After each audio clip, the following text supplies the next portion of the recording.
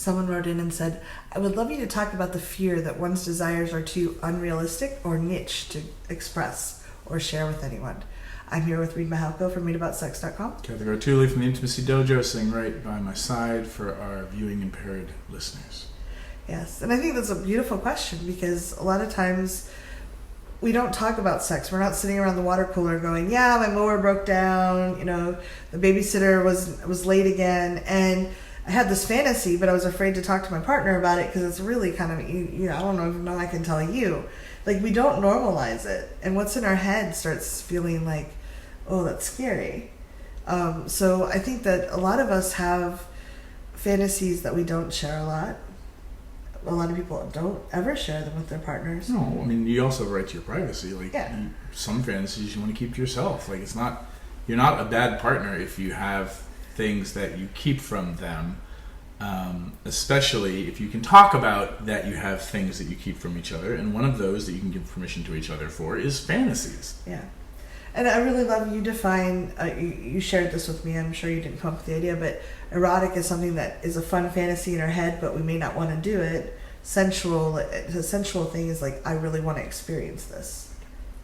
Oh, you did? Great. Well, I came up with my version of it. Okay. I don't know where. It probably came from Betty Martin, and then the book that Betty Martin recommended, Jack somebody who passed away. Jack, you were awesome. Sorry that you passed away.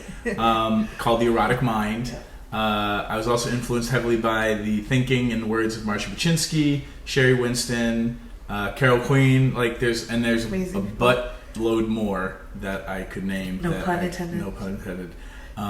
But yeah, I mean, for me, the way that I like to teach it is there's a distinction between what's erotic and what's sensual. Erotic is what turns your brain on, and sensual are sensations or experiences that turn your body on. And it just helps to make the distinction. Yeah. And then fantasy tends to live in the brain, the erotic brain, and doesn't have to do with reality at all, and actually never has to ever be fulfilled on, even if it's a thing you could actually go do. What I really love is when I have partners that I can be close enough to, and then over time I've built up a trust and I can share. It's really hot when someone will whisper something in my ear that matches one of my erotic fantasies. Mm-hmm. And there's just a bonding and closeness when, especially if the other person doesn't feel like you must do the thing I'm telling you. It's just I'm sharing this with you. Mm-hmm. There's a space for it to build closeness and understanding of each other. And I think we all have things that are pretty niche or unrealistic, I guess is what the word they use, that are out there, but that doesn't mean that can't turn us on. Oh, yeah. Again, what's erotic doesn't have to do with anything about it being possible or not, right? Or logical or whatnot. Like, what turns you on just turns you on. And also the idea of the turn on of just having something that is taboo or hidden.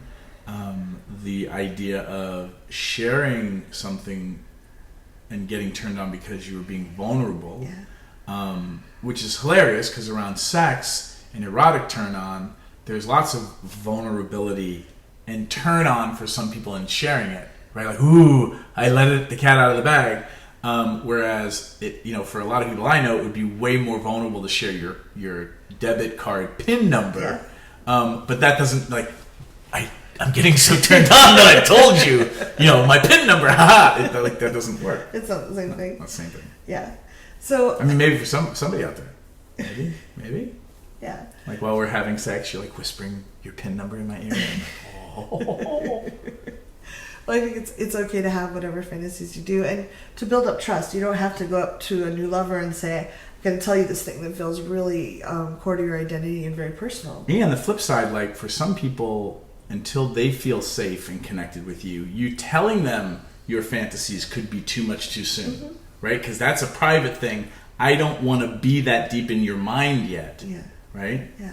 And some people feel responsible that if you tell me your fantasy, I've got to go do it. I have to do it somehow. Yeah.